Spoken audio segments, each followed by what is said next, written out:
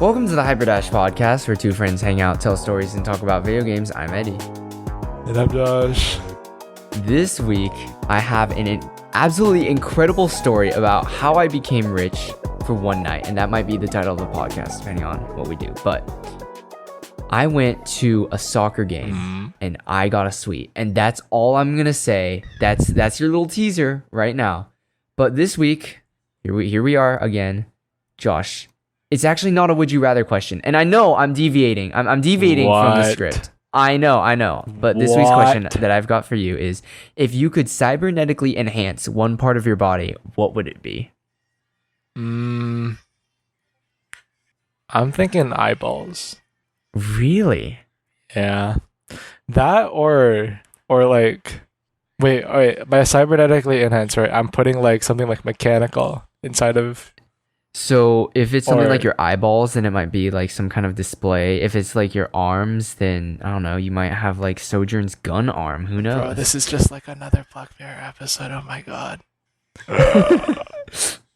I was thinking eyeballs because like I mean I don't know, like you think like X-ray, like X-ray vision would be like cool. thermal vision, night vision.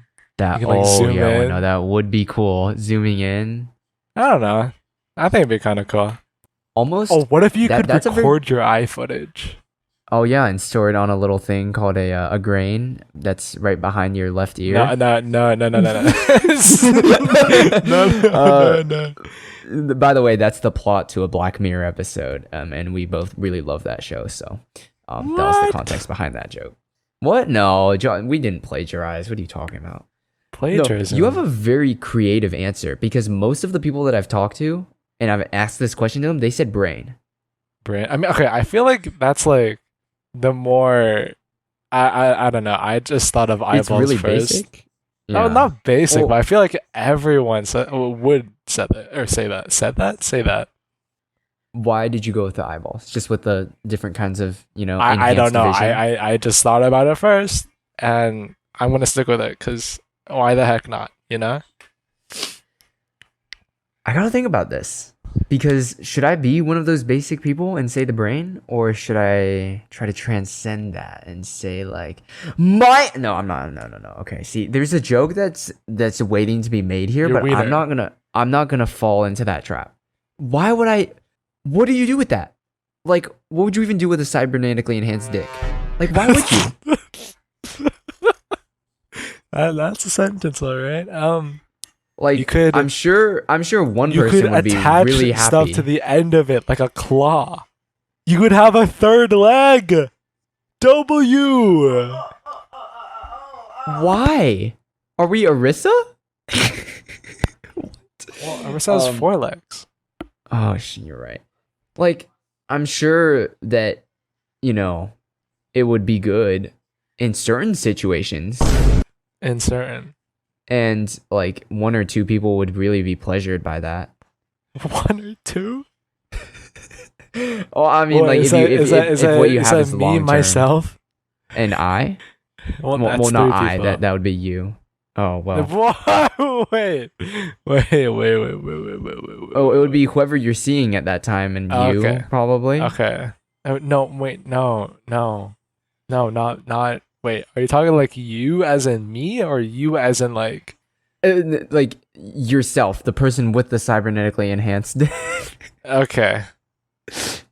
No, so if you said 2 or wait, did you say 1 or 2 or 2 or 3? I don't remember. I said 1 or 2. You said 1 or 2. Okay. Yeah, I'm saying it's either the person you're seeing, and it could also be you, depending on. I don't know what you're gonna see. I don't know how we went on this tangent. I'm not gonna elaborate on that. Like, man, make up your own, like, whatever you think. What if you have like, like claw machines? What if you have like well, then just cybernetically enhance your arm to do that. Why do you need Imagine, that's so explicit. Like for every claw machine, you had a person like hanging from the top. Wait, oh, ew. Wait, how do you control it though? How do you control it though? I don't Let's say I cybernetically enhance my heart. What would that do for me? Except, just keep it running well. That wouldn't do anything, right? If I had like a cybernetically enhanced arm, then I want to have like a sojourn gun and like a rocket launcher, and I want to be able to I want to have my fingers be able to turn into like my keys and stuff. And I want to be able to like a true American, bro. And I want to have like Echo's sticky. No, I want to have like a USB, like a built-in USB, so I can stick my finger into laptops and do shit. Like if I had an arm, that's what I would do. An arm would probably be a lot cooler. No, yeah, no. Actually, I'm just gonna lock in my answer. I'm gonna say the arm, because like you could pick locks with it. You could actually unlock your own doors with it if you like scan your keys and then like your finger just turns into a key. It's like nanotechnology. I don't know. What if you like? What if your finger was like a mold, right? And you just like stick it through a keyhole, and then like you pull it back out, and then it's like in the shape of a key. But then like home intruding would be that little problem. It's not that keys are molded. It's not like the keyholes are molded to the side to the shape of the keys. It's more like if you know how a key works. I mean, if you know how a lock works, then you'll easily be able to pick it. In fact, I was actually considering buying a transparent lock and a lock picking kit because to like practice. Yeah, to practice, not maliciously because it's a hobby. Yeah, well, not exactly as a hobby. It's and to break into people's houses. Yeah, no, and to break into people's houses, but purely because the dorm that I'm currently staying in, they have a policy where if you and your roommate lock yourself out, so there's like no way to get your keys, right? Because sometimes my roommate will lock himself out and he'll need my keys, and like thank God I have them on me. But if you have no way of getting into your door, like both of your keys are locked in or lost, they'll charge you like $130 to replace your keys.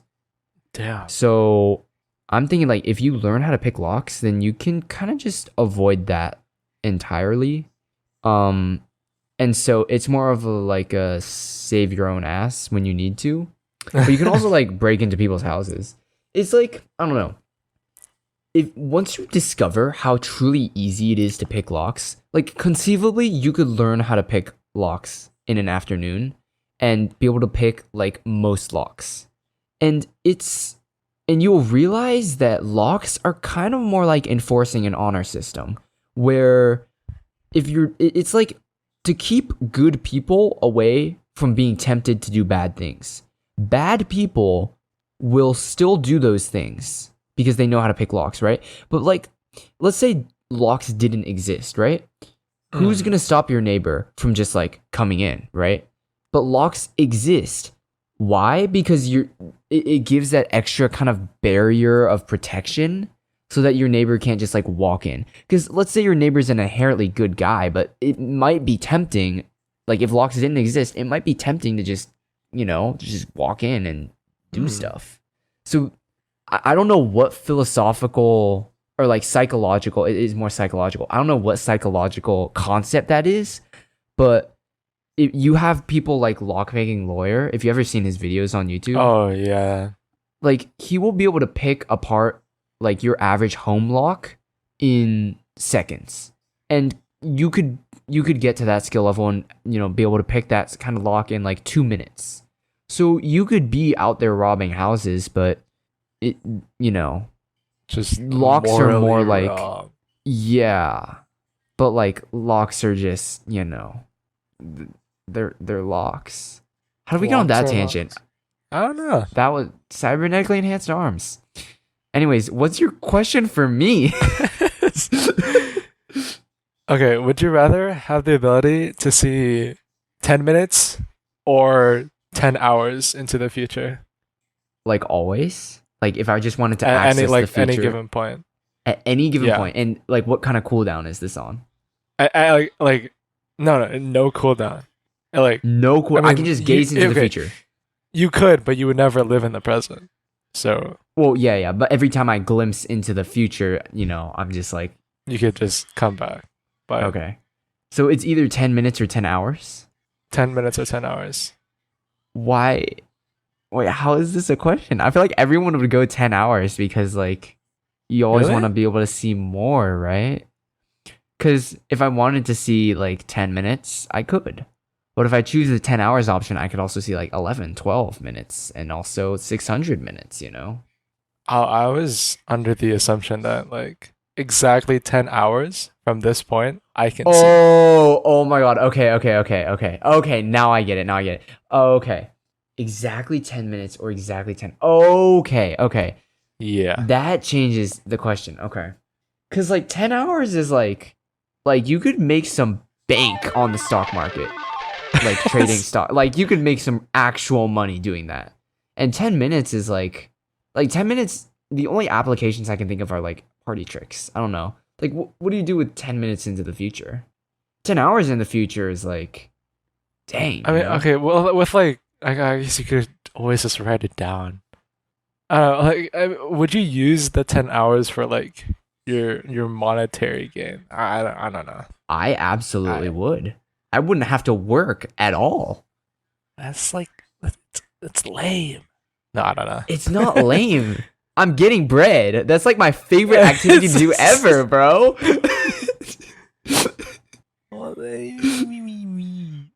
Money doesn't buy you happiness. Okay, we're doing this? We're doing this right now? Okay. Money doesn't necessarily buy you happiness, but it makes problems that make you unhappy go away. Okay, I'm not gonna go on my full rant, okay? I guarantee you have at least like I could rant for like 15 minutes about this. Heckin' shots in the chamber. Ready to go. Shots in the chamber? Like points? Bam. Like points about this? Yeah. Yes. Okay, fine, we'll do this. Okay, like think about this, right? Okay. I'm getting my seatbelt. Hold on. I'm just gonna make the example of student loans, okay? If who's more happy? Someone like in the exact same situation. The only difference is that one has a student loan debt and the other one doesn't because they have more money. Like having that debt hanging over your head along with like a mortgage. What if you made bad decisions? You became credit card debt. What if you owe money to the Mexican cartel? Like your head's gonna be gone in like 2 years, and I guarantee you. If you're dead, you're less happy than someone who is slightly more rich than you, but doesn't owe any money to the Mexican cartel. That's a really creative way that I took to explain. Anyways, 10 minutes or 10 hours? Do you feel like feelings when you're dead? That's essentially asking if the afterlife exists, right? Well, then, like, if you just respawn, don't feel anything. Respawn.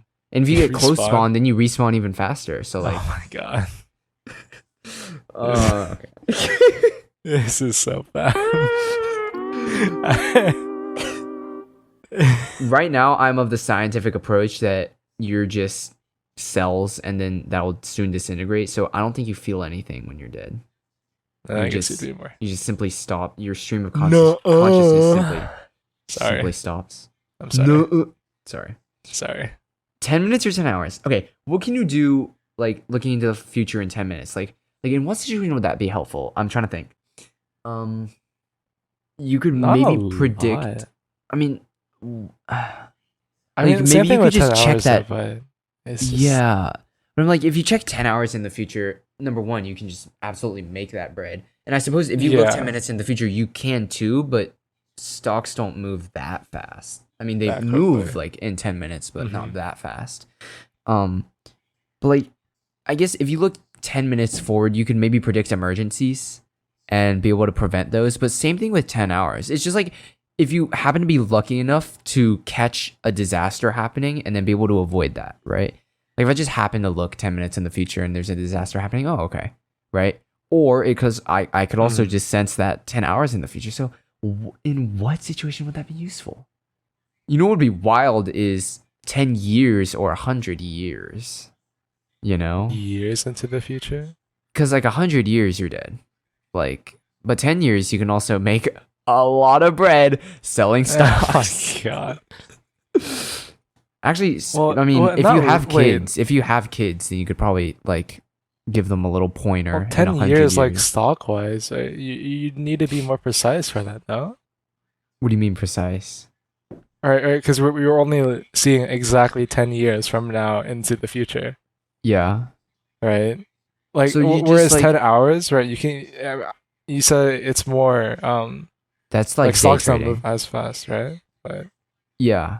Well, if you're looking 10 hours into the future, you're going to be day trading. You're going to see like what stocks are moving a lot that I can either short there or I can just like hold for a couple of hours. uh-huh. And if you're going to look like 10 years into the future, then there should be only one thing that you should focus on, and that would be whatever has the most percentage gain in the 10-year window that you're Imagine specifying. like writing it down somewhere, right? You see that like this X stock, right, has gone Yeah. up a bajillion percent, whatever, Yeah. right? And then you're like in the present, you're writing this down like in 10 years from now. And then you get like, okay, I don't know, you have like this like piece of paper that you kind of just like sit with, or you like hang it up somewhere for 10 years. I Well, mean, no, you we, buy it now and then you sell it in 10 years. I don't know if you need to have the piece of paper, well, right? like, I guess, yeah. Uh, then you like think like outside of stocks, right? Maybe Yeah. there's like, Technology. mhm. If I'm looking, Oh my gosh.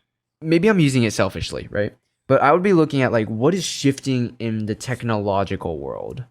You know, how can I innovate in the present to be able to kind of, you know, maybe make something new that will enhance people in the future, or see Mhm. where we're generally moving. Like where will modern culture be? Where will our, you know, relationship with technology and probably AI be? Yeah. See what I can bring that's new to the table. I don't know, like I suppose I could also see how relationships are for me in 10 years. But Mhm. like then you can ask yourself, if I see that something is up in 10 years and I want to change that, does it change? Like, do I create a parallel? Like, what kind of time system are we talking about? Uh, If I change, do I make a new parallel universe where now my future is different because I did something differently? Isn't that like called Or like the does, butterfly effect? yeah, butterfly effect? Or is it like, I can't change my future. This is guaranteed to happen in the future and I can't do anything about it. I just know about it, right? Well, in that Mhm. case, yeah, in that case, I'd be more like just okay, I buy these stocks type thing, right? Like if I know I'm single in 10 years and I like trying to and I start going on dates now and I can't change my Mhm. future, then that just sucks for me. Yeah. I remember in class once, like someone brought up a question like that. Like, if this hadn't happened, if like this like chair, right, in my living room wasn't this exact way, right? How much of my life could have been changed in the future that I just don't know about? It's a weird thing to contemplate for me, I can't because imagine I to I, be don't know, I that just find it much. interesting that like it's like how different could my life be if this thing had just been a tiny bit different? That is an interesting question to bring up. I don't know. But to answer It's your like original question, 10 minutes or 10 hours, I think I'd go 10 hours. I think, yeah, 10 hours would probably be my Yeah. my Cuz like go-to. planning ahead, yeah. Planning ahead. Surely. Why don't you bring that up? Well, Josh, this week I need to tell you about this song that I discovered because it is so good and I've had it on repeat so much that I just felt like I had to talk to you about this. It's called Supermassive Black Hole. And coincidentally, that show that we talked about earlier called Black Mirror, that's where I first heard this song. It was in one of the Really? episodes. And this is a song by Muse. I don't know what genre. Like I can't I guess Muse would be alternative rock. Um Okay. that's their main genre. Let's see, they've got about 13.7 million monthly listeners. And so this song, Supermassive Black Hole, it is just, oh my God, it's so gritty. It's got a catchy melody. The bass line is just amazing. I recommend, all right? Go ahead and click off this podcast. I'll permit it for now. Listen to this song, and then come back. Comment down below what you think. This is what I'm listening to this week because it is so catchy. Well, off screen, we just listened to Supermassive Black Hole by Muse. And, well, what do you think? Okay, I won't lie. I don't listen to a lot of that stuff, but. What do you mean that stuff? Like that genre? Yeah, that genre. I mean, I feel like this is not like any other alternative rock song that I've like ever heard. Even it Really? just it has its own sound. But anyways, go on. I don't know. I think. Okay, do you know if they whatchamacallit, make all of their music like in person? Maybe. I know that like the bass line that you hear that goes like, wait, how does it go again? Boom, boom. Boom, boom, boom, boom, boom, boom, boom, boom, boom. I can't sing it, but there's a bass line that goes on. There's a guitar, there's vocals, there's drums, right? By the way, the snare, the snare sound is just, oh my god, it's crispy, yet like it hits hard. But there's like, I don't know how they get that gritty sound. You know what I'm saying? Like it just has that certain sound, and I'm wondering if they have like some kind of synth that goes over everything, or if they put it through some kind of filter. But I know I was thinking filter, but I don't really know much. Like it just has that sound. Like I don't know. In Black Mirror, which is where I originally heard this song, they had a montage of someone going through a trip on magic mushrooms. Oh, okay. And it was like this lady who was dancing around in her room with this song playing in the background on psychedelics and drinking a lot. Kind of like downward spiral, tripping, just that kind of thing. That was the context, and I felt like it fit it perfectly. I'm not saying that like you should do that stuff. I'm just saying like in Black Mirror, like let me be clear. I should be high on shrooms and drink while listening to Supermassive Black Hole by Muse. Some listeners though might know this song from a certain scene from Twilight, which is about vampires, and they're playing baseball. It is the most bizarre thing I've ever seen in my life, because I played this for one of my friends, and they're like, this is from that one scene in Twilight, the baseball one. What? And I'm like, I've never seen Twilight. I've never heard of this in my life. I watched the scene. It is like people dunk on Twilight all the time because they think it's just a goofy movie. And yes, indeed, when I watched the baseball scene, it was a goofy movie. I think that this would also be a good song for activities. Or should I just say sex? Okay, what makes a song good for said activities? I feel like not everyone has their own tastes. Like hell, some people like the lights on, most people like the lights off, but I feel like usually they're either songs that you could dance to, but not like electronic dance, like slow dance, like square dancing. Either those, super slow, super romantic. Square dancing? Wait, hold on. Am I getting my definitions wrong? What's square dancing? I associate square dancing with like cowboys. Four couples or 8 dancers in total arranged in a square. Okay, just like your classic, like you and your partner, like slow dancing, right? Yeah. One of those songs, very slow, very romantic. Either that or something that's slow. Like I've said that this song is gritty so many times, but this one just kind of evokes that feeling of like something malicious is brewing. And you say that's a meme. I know it's a meme. Something malicious is brewing, but it just sounds. How do I describe it? Like it has this kind of salacious. Wait, what's the word? Salacious? Is that the word? Salacious. Oh. It sounds inappropriate, if that makes any sense. It's like it just I don't know how to describe the emotions that this song can make, and that is just so cool to me, and that's why wanted to talk about it because I listen to metal and that gets me in a certain mood, usually to lift weights. Mm-hmm. And I listen to angry songs when I'm angry because I'm angry, really angry, and violent, like my violence playlist on Spotify, which you helped me develop the playlist cover to. Thank you very much. I cite my sources. That's right. But this song, I can't figure out. Okay, I've got it. Passion. What if this song just evokes passion? I don't know. Like, what do you think this song, like, what emotions do you find in this song? Because I haven't been able to figure out yet, and that's what's so thrilling about it, because it is something new that I feel like I haven't ever either felt yet or haven't felt in a long time. But what about you?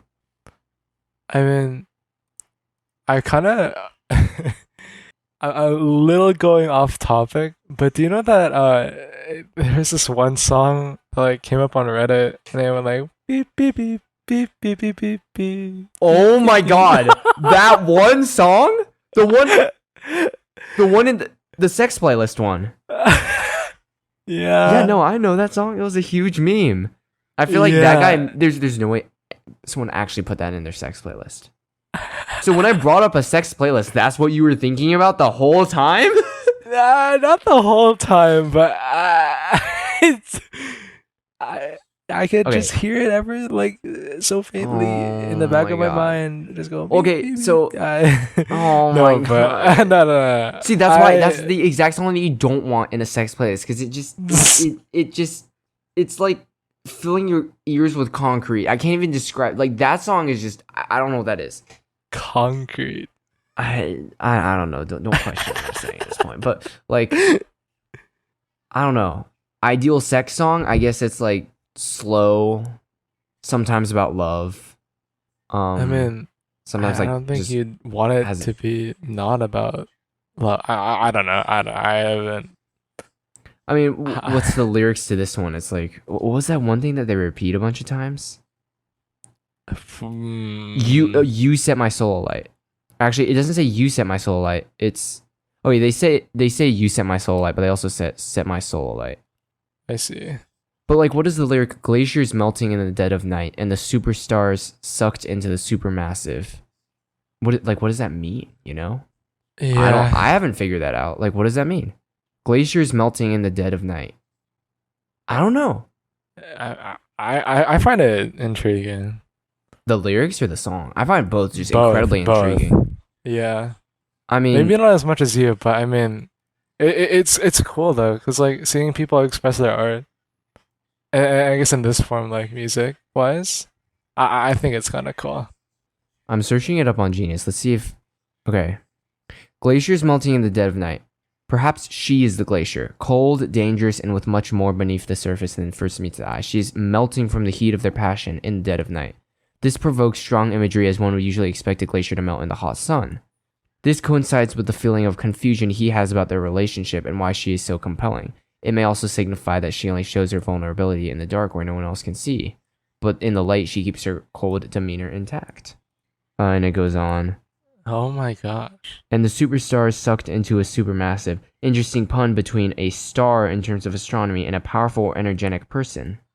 Depicts himself as a star whose only vulnerability is this person who can soften him or hurt him, just like a black hole is the only thing that can erase a star.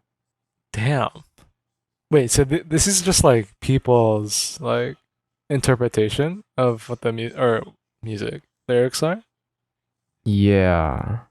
The band didn't give an official, like, sometimes Eminem will go on and like talk about his lyrics on his own Genius page, but these are people trying to ascribe meaning. Yeah, make sense of them. Let's see. It says the first single is kind of dancey sounding. It has one B-side, Crying Shame. Interesting. I think it's this guy writing these lyrics about this girl that he's seeing and how she sets his soul alight and she's kind of like a glacier melting in the dead of night and superstars. Like, I think it truly is about love.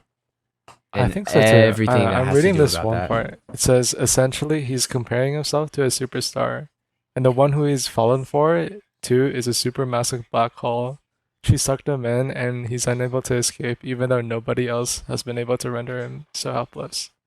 Oh. The woman caught the man by lying to him. He wants her to let him go, but he is caught under her spell and is unable to leave under his own will. This fatal attraction is compared to the gravitational attraction of a supermassive black hole no object can escape from. Yeah. I mean, I honestly probably would have never even like gotten as deep as some of these people are.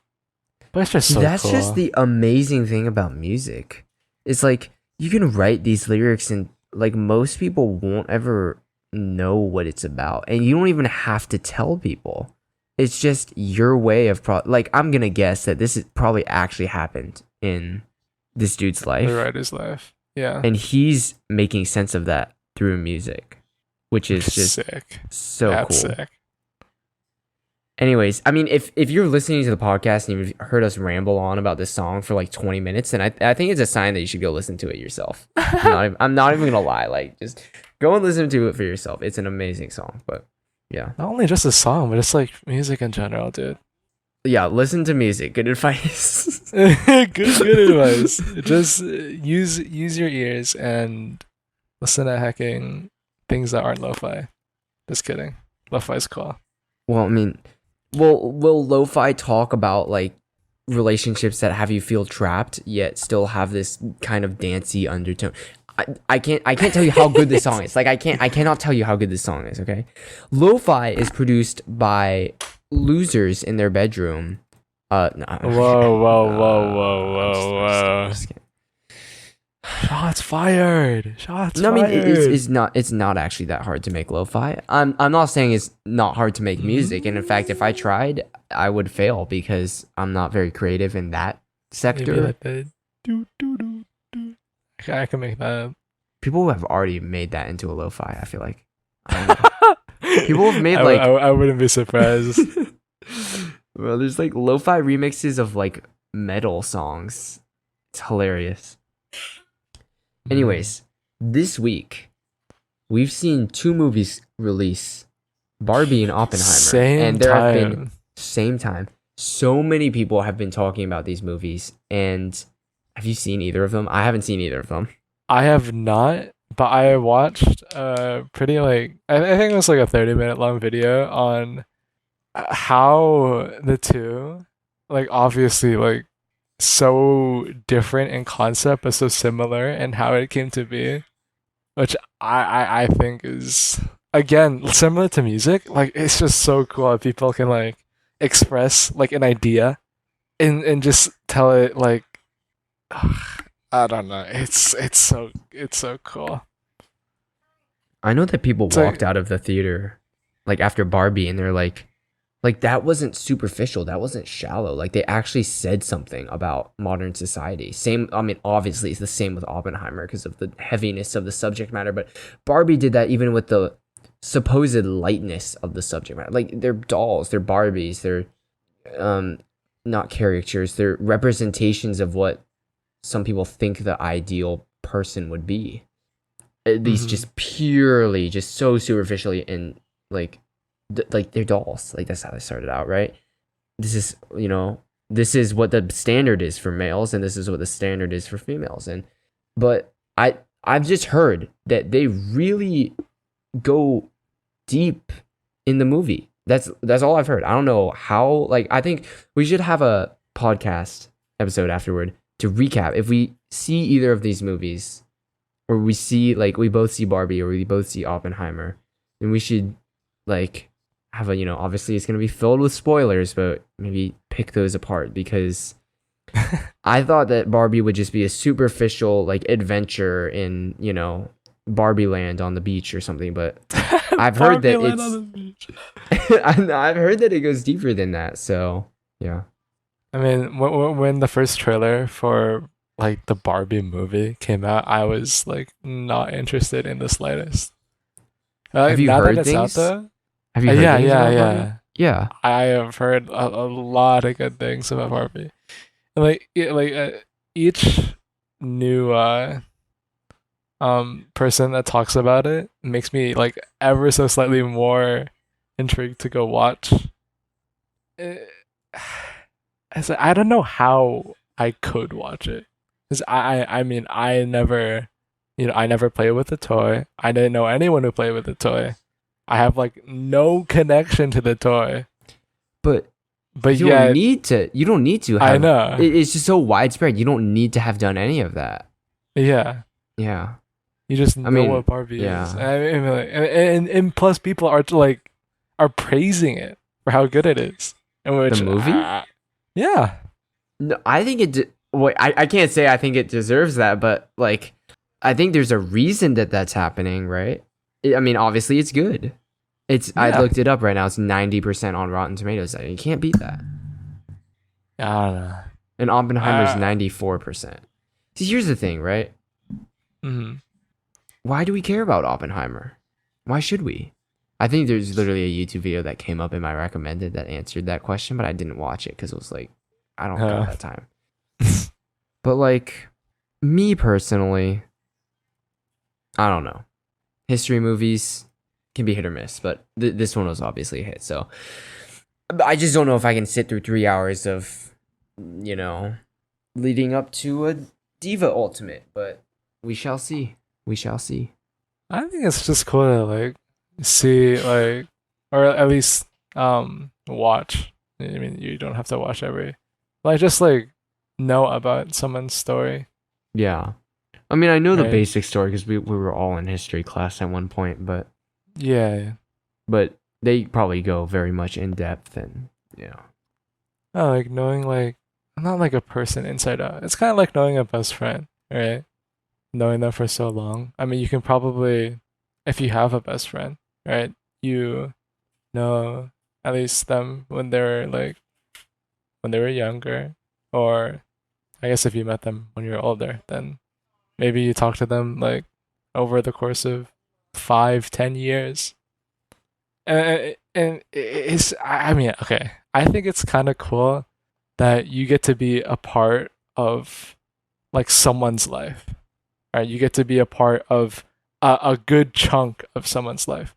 Like like just knowing their name, knowing like that person, right? On such a deep level, I think that's cool.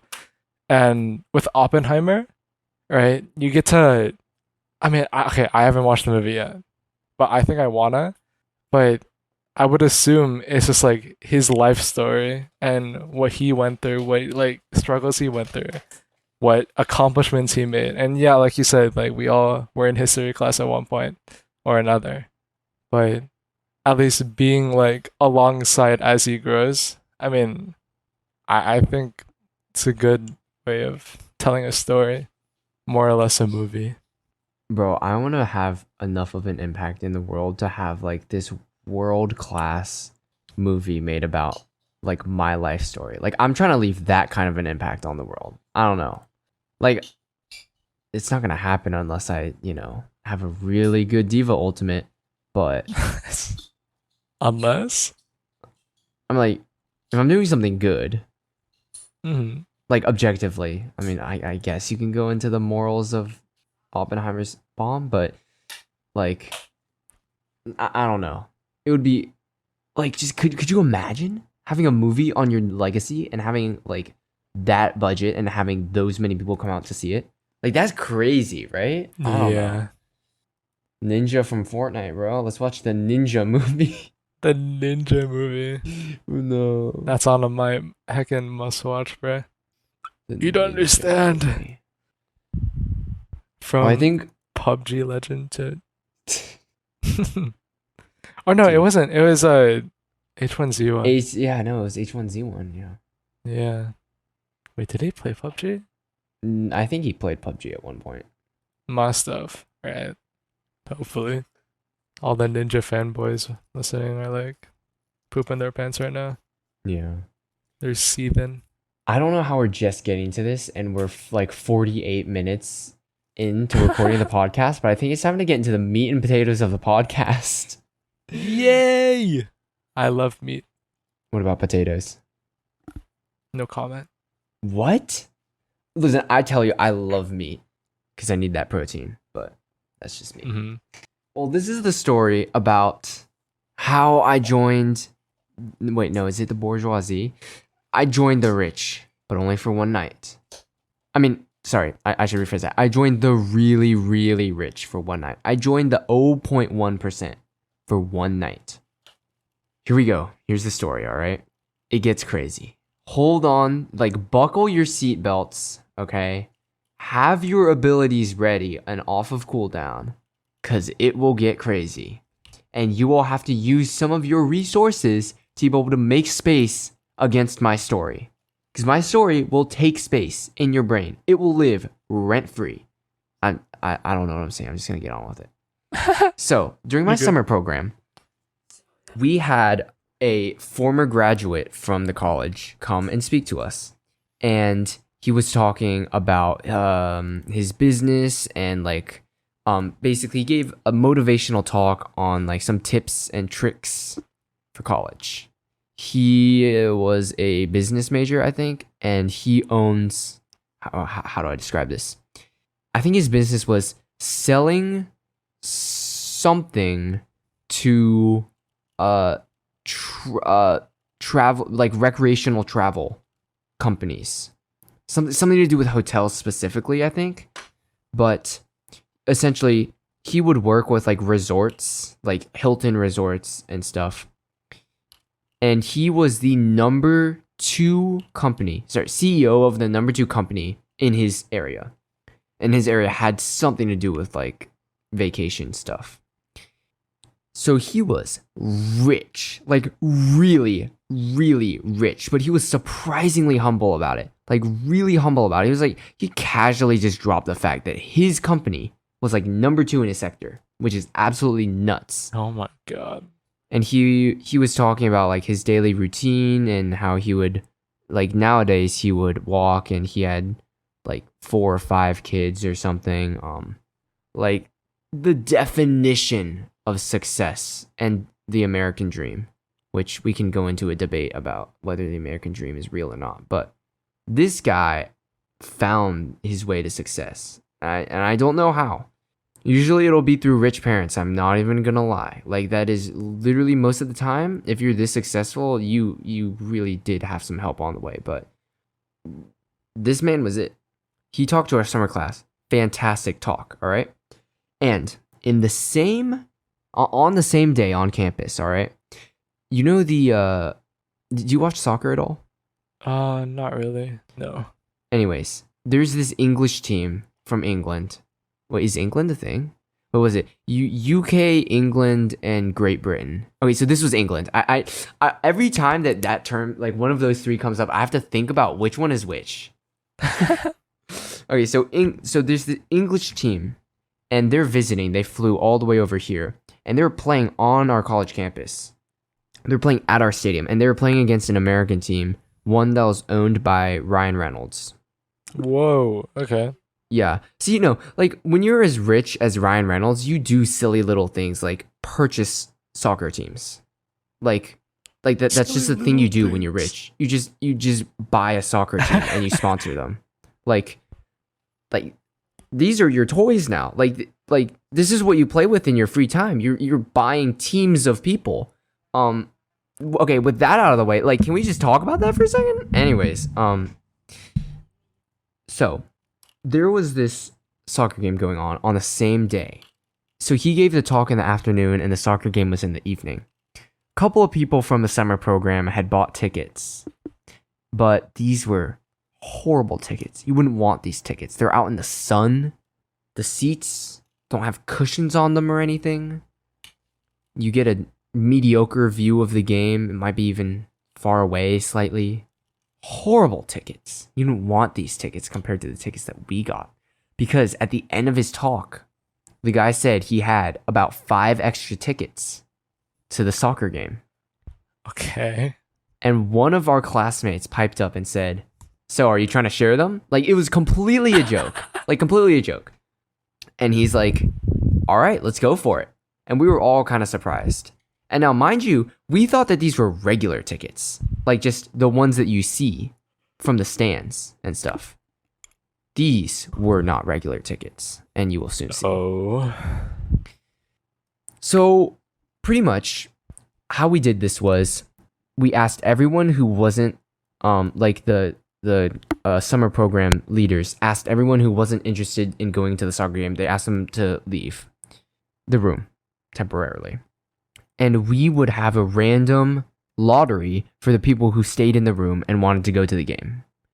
And eventually, I think, basically, one of the guys got a random number generator and we numbered ourselves. We had a number for each name and we would just choose like 3 or 4 numbers at random.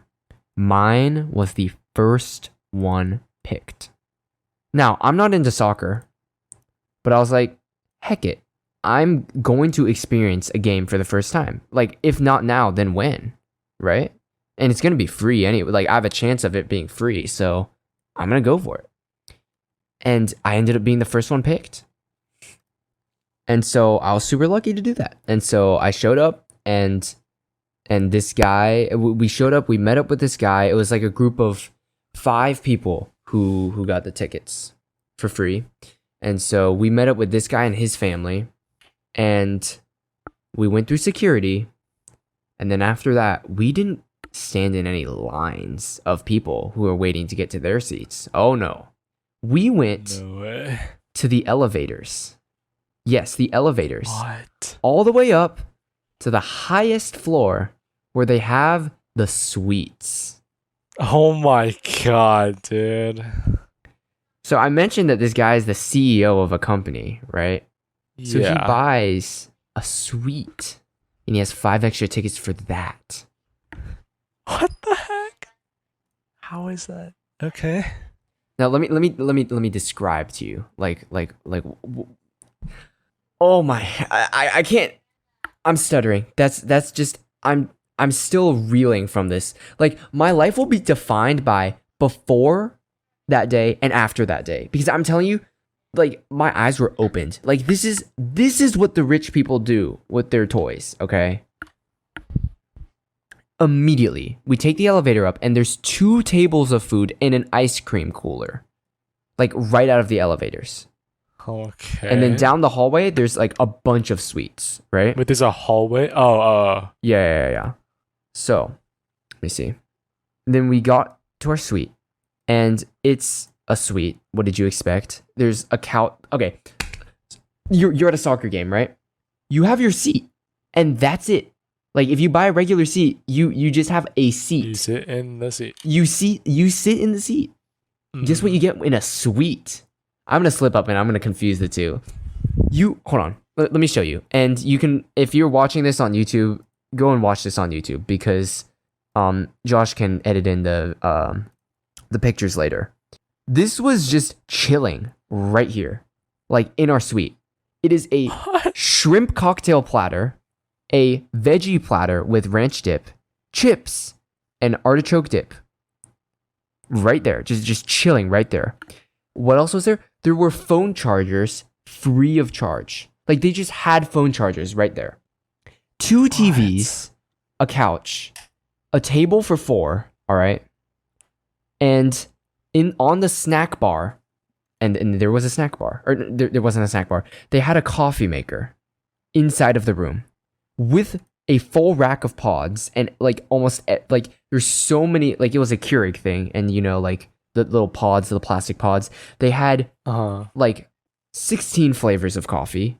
Some of them were decaf, some of them were hot chocolate. And then below that, to the right of that, there was a sink, there's a trash can, and below that, there was a drink cooler that had Coke, Diet Coke, Sprite, water. I think that was it. But it had, I cannot exaggerate this to you, it had like 25 cans of Coke, like 16 Diet Cokes, 16 Coca-Cola Zero Sugar, like 30 bottles of water. Like, this was not a mini fridge. This was like a mini fridge that held a bunch of drinks. So it still was a mini fridge, but like this was lavish. Here's another picture of the snack bar that was in our room. Here it is. Okay, so there it is. As you can see, direct your attention to the YouTube video now. Here's the coffee maker with all of the pods. You got an ice bucket right there. And the coffee maker was pre-filled with water. Look at the drink cooler. Look at this. Oh my god, dude. This was just in. By the way, this is all free of charge. All of it. The housekeepers, they filled up the coffee maker ahead of time. I didn't have to add any water. It was already there. Looks like a house, or like a kitchen, and just like a normal house. But wait, this is like at a stadium. This is in a stadium. They have this, right? In a suite. In a suite. And then you walk out. There's 2 doors, glass windows. You can see the game from inside, but it's much better outside. Because you walk out and there's a sectioned off row or section of 16 seats for you and the people in the suite. The seats are all padded, of course, because you must be comfortable while watching the game. None of the plebeians of the lower classes below you will have any padding on their seats. I'm like, this is crazy. This is absolutely crazy. You have padding on the seats. This is nuts. Jeez, dude. And I'll show you this picture too. Prime seats. Look at this. Oh Right? my god. Look at the view that you get from the game. This is like when you're playing soccer. Whoa. This is on one of the sides of the goals. So you're watching like from way high up, you see everything. You can see everything from here. And you're on the short side. So you're not watching from the long side. Everyone else is watching from the long sides or they're watching from a diagonal. You're watching from the short side. And then Regardless, outside of the sick. suite. No. I really like this seat. Watching it like on the long side is like, I don't know what that would even look like, but I very much like my seat. And then outside of the suite, there was like a communal station for food. They had hot dogs, hamburgers, chips, popcorn, seasoning for the popcorn, a popcorn machine that you didn't ever actually have to use because the housekeepers would always have a supply of popcorn for people. You had the ice cream cooler, as I mentioned before. So for the hot dog and the hamburger station, you had like lettuce, tomatoes. You could build your own food, right? You had like pasta salad. You had like, do I need to go on? You had a dessert bar, of course, all kinds of cakes and like sweet stuff. So that was all shared. Inside of your room, you'd have your own supply of shrimp cocktail, which, by the way, like that's expensive. Like shrimp is expensive. And your artichoke dip and your chips and your veggie plate. That's all inside of your suite. And outside of that, you could get an actual dinner. Hot dogs, hamburgers, like classic ball game stuff. But this was like this wasn't like you buy it at a stand hot dogs. This was like, I can't describe it to you other than rich. This was just rich people's hot dogs. And just, I am in awe. I'm still in awe. This was the group of 5 people that I enjoyed the game with because we randomly got chosen to be in this guy's suite. And so he had a bunch of his rich friends over. Like it was like such rich people culture. I can't describe what rich people culture is like except just like a bunch of businessmen. And I mean, this guy was really unassuming on the outside. Like the CEO dude who invited us there in the first place was like, he looked like a regular guy, but he was also like up here. It was nuts. And I mean, like, another one of the things is that you'll get a lot of drunk people if you get an actual seat. Like, you'll have to deal with those drunk people because they'll be all around you. You'll be surrounded by them. If you get a regular seat, like if you get a suite, the only drunk people you have to deal with are the people you share the suite with. That's another thing that I've heard. I've never been to a ball game, and so like that's not one of the details that I picked up on. But I mean, that's just it's undescribable how eye-opening this experience was. Because I thought the rich people sat with the rest of the people because all of the seats were the same. But no, the suites exist. Oh my, like it's all air conditioned. How many of them were there? The suites? Do you know? Yeah, the suites. If I'm counting from this picture, it looks like there's 60 total on both sides. 60? Actually, I'd bump that down to 40. Probably 30, actually. Mm. It's still a lot though. And for the amount of like, damn, nah, that's actually crazy. Like You just that's my randomly kind of by lifestyle. chance. By chance. See, I thought I was run. Oh my Here's the thing. god. I thought I was entering a raffle for regular seats, and I'm like, yeah, it's gonna be my first soccer game, but it's be okay. Like I had a shit ton of homework to do that night too, so I'm like, bro, I'm wasting my time. Like, why am I going to this soccer game? And then I got there and I got the suite, and I'm like, bro, homework can wait. Let's fucking go. Like, bro, oh my, like, dude, this was crazy. That actually sounds so cool, dude. All for free. All for free for me. Wow. Wait, what do you mean for you? Oh, right, For the dude, dude. I mean, yeah. it's practically free, I would imagine. So the average cost of an NFL, so like, I don't know if NFL teams ever go to like the big stadium and have their games. Yeah. But if you want a suite they there, do. it's gonna cost you about $15,000 to $35,000 Oof. to an NFL game. And so it doesn't say what that would be for a soccer game, but I'm guessing that would be more in the range of like $3,000 to $8,000. Which means that if that's split among 16 people, that could be up to $500 per person, if I'm doing my math right. So, I mean, if you split the cost and you really wanted to treat yourself and you think that it's 100% worth it, then, I mean, yeah, bro, load up. But, like, I mean, unless you, like, eat as much as you possibly can there, that's the only way you can even try to make back that money. But, I mean, on the high end, it's $500 per person, which is just absolutely crazy. But, yeah. That is the story about how I joined the rich for one night. And you know, the funny part is I tried to like make a connection with the guy, with the CEO dude, cuz Yeah. connections are king. If you want to get anywhere, like don't I'm not saying don't work hard, but work smart. Like if you want to get a Networking. job, like so many opportunities are opened up to you if you just like take the initiative to go talk to that guy at the party, you know? Or at the corporate meetup, I should say, right? If you get to meet people who have a higher status than you and you get to know them a little, you can ask them for favors down the line that could land you a promotion instantly, right? Instantly land you a promotion just by knowing a guy instead of working the 10 years that it takes to get that promotion or something, right? Like it's just little things that like that can get you ahead in life. And I tried to do that, but the guy left. And so yeah. But that was unfortunate. It was funny. Here's another story about the rich people. Okay, I mean, I love laughing at rich people because I'm kind of part of them. But we were talking about course registration, and so that's typically something that we would do online. And we were registering for our fall courses, and you know, we pretty much it was kind of like a lottery system where if you didn't click the button fast enough, you might not get the courses that you want to, because it's like first come first serve essentially.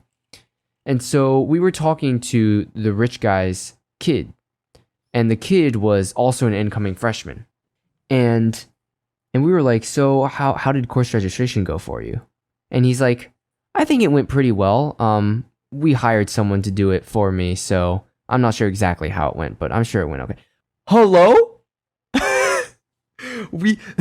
Dude, no, I want to get to a place where I'm hiring people to do my dirty work. Like, he's not registering for his own courses. He's hired someone to plan out his academic path and register for the courses for him. He doesn't have to lay a finger on the login. He doesn't have to log in at 10 a.m. on Wednesday morning to register for his courses. He has it already planned out for him, and he has someone else do it for him. That's crazy to me. Wow. Look at what money can buy you.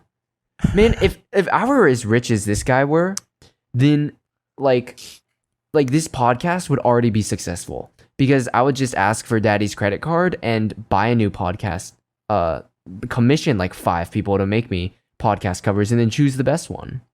And then I'd go and get a copy of Adobe Premiere Pro, and I'd get a copy of that video editing, and I'd hire someone else to do all the Minecraft dirty work. and hire someone else to deal with the video and audio editing. And I would sink in like $2,000 into advertising, and that's how you make a successful podcast. As you know, the top 0.1% of rich people, but like we wouldn't be sitting here doing, man. I like, tell me money doesn't buy happiness. Like, oh man, I mean, like that was just an absolutely crazy opportunity for me to experience a football game for the first time, or a soccer game for the first time, and experience it like that. What an opportunity. Absolutely crazy. But yeah, that's my story. I mean, it was just lavish. I just went into detail on how lavish it was. I mean, it was just a good time though. I mean, what are the chances that ever happens again? Like near Little to zero. none. Little to Yeah. none, unless I become that rich. Unless, yeah. I mean, then I experience that like every time I go to a soccer game. It's like like this is the type, like you walk through first class going back to your seat all the way in the back of the plane. You're like, dude, who buys these first class tickets? Like what? You get 2 more inches of legroom? Like it's guys like these that buy the first class tickets. And for what, anyways? More cushioning It's for not, the butt cheeks. bro. I don't care how good the cushioning is. My ass cheeks get so sweaty after the flight. Anyways, it doesn't matter how my cushiony it is. God. I don't care how cushiony it is. I need that shit to be like water cooled. I don't care. It's always too hot in the plane, I swear. Really? Okay, sometimes it's too cold. But when it's too hot, oh boy, it's uncomfortable. And when it's too cold, yeah, it's like, yeah. it's okay. But too hot is like cold horrible. is fine. Yeah, okay, if you're in generally speaking, if you're in a hot room, right? A hot place in a very It's very enclosed. claustrophobic So inducing. claustrophobic. You can't even squirm if you want to, because there's not enough room to squirm about because it's that hot. So you It's- just have to you sit just have to there suffer. in- Exactly. in dread and blah. You know what? No. You wouldn't even be flying in first class. You'd probably have your own private Yeah, a jet. private Like if you're jet. yeah, if like let's be real. If you're this rich, you probably have a private jet. Oh, my rich people, dude. Sometimes I can, sometimes I can't. It just I don't know what happened. I'm still in awe. I really do. But Josh, what games have you been playing this week? And we're doing a little bit of experimentation on the podcast this week. We've moved the section where we talk about video games to the end. So let's see how the viewers and listeners think about that. But what have you been playing this week? There's no way you're asking me this. Why is there no way? There's just no way. Well, Can't believe this. any Overwatch? Why? Didn't you play Overwatch with me? Did we? Dude, it's been a while. It's actually been a while. Did you? I think so, yeah. I mean, I think so that it's been a while since we played Overwatch. No, I think we definitely have in the past week, though, right? Maybe? I don't know. See, normally I would be, rambling about how good heckin' Shambali is or something. I don't know. Shambali is... I don't like how uphill it is. Shambali, oh, that's the okay. No, I get it. That's the point. But, like, what it just... What if you? Like, you're defending and you have all of the high ground. Any of the high ground you want. You have it all. All of it. And when you're attacking, what are you supposed to do? You have to go dive the people on high ground, because I would bet my left nut every team fight there's going to be someone who's on high ground is terrorizing your team. I'm sorry. Skishu. That's not a skishu on my part. I can't do anything about that as a support. Unless I'm Kiriko I could just play Kiriko and, step 1, engage. Step 2, close the distance. Step 3, damage. Okay, I'm not gonna say that. But yeah. Me personally, last night, one of my, the people who live across from me, one of the guys who lives across from me, in the opposite dorm, introduced me to a Minecraft server called Winecraft. Have you heard of this before? Winecraft.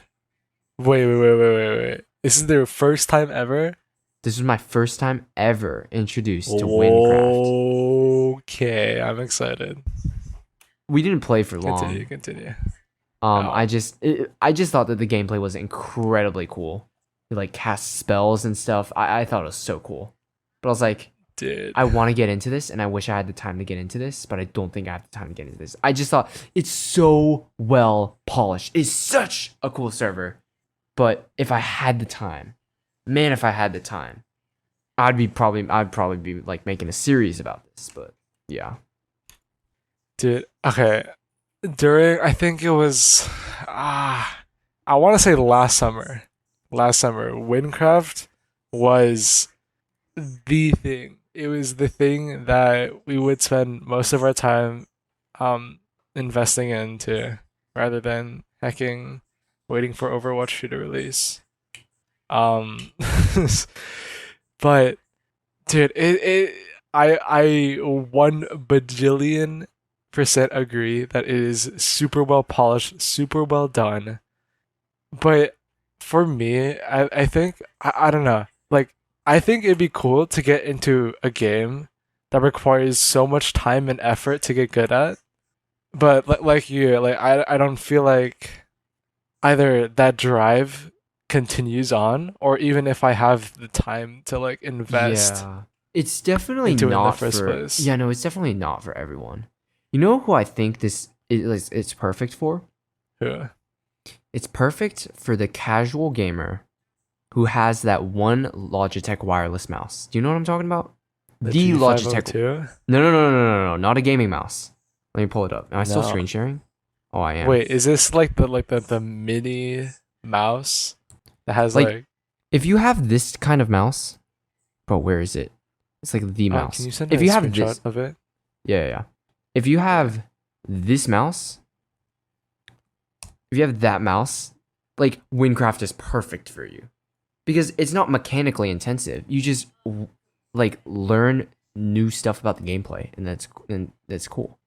But if you have that drive, like you don't need aim or anything. You don't need like huge amounts of combat skill. You don't need to be able to know how to butterfly click. You just get to explore the story.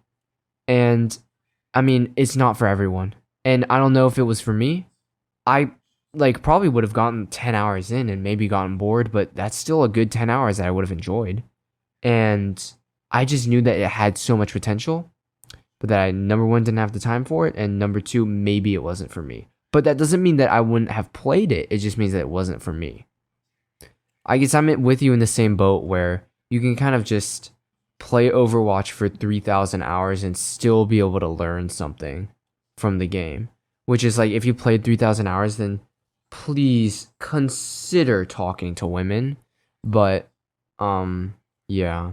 And of course, I'm talking to the degenerate male gamers who are straight. What? Yeah. Never heard of that before. What? Bro, we're both, we literally fit the description perfectly. Dude, I'm 18 and I'm just now. I'm not even gonna go down. No. I'm literally not even gonna finish that sentence. I have 2 more years left. Josh, I'm not there yet. For everyone's sake, please break the cycle. I know you can do it. You've got it in you. He also introduced me to Hypixel Sky Wars, which I've never played before, and I realized that it was really fun. It's not something, of course, that I'm going to sink all of my time into. You're telling me that Sky Wars is better than Valorant? Yes. I had more fun. You're out of your mind for that. I had more fun playing Sky Wars and dying in Sky Wars than playing Valorant. I'm going to say You're actually crazy for that. They're not even comparable. They're not the same. They aren't. They aren't comparable. They are not comparable, is what I'm saying. Yeah. You agree? Well, yeah, Val is just simply better. How? And at least I can queue up for another game after I died. Have you ever been strength chained every round of Sky Wars? Wait, what's that? Man. Okay, in Skywars, there's like a perk, which is like a power up that you get, right? For every kill. One of those perks is that you get the strength buff, right? For every kill. And you have that Oh. strength potion effect for like 3 seconds.